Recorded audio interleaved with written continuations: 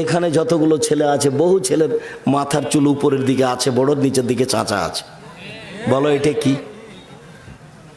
বলে যে আব্দুর রাজ্জাক সাহেব ওর বাপ নয়, ওটা ওর চাচা। ও যাকে আব্বা বলে ডাকে ওটা ওর চাচা। ওই বুঝতে পারেনি তাই তাকে আব্বা বলে।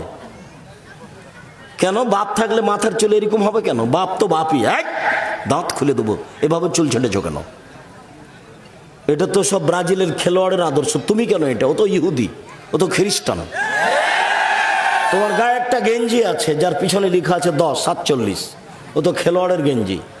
তোমার ওই গেঞ্জিটা যদি আমাকে দাও তা আমি টয়লেট পেপার হিসেবে ব্যবহার করব না। ওকে আমি এত ঘৃণা করি।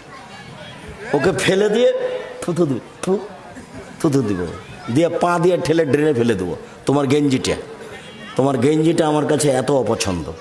তুমি গেঞ্জি গায়ে দিয়ে আছো, তোমার মা আছে? কে বলেছে এটা তোমার মা? ওটা তোমার খালা।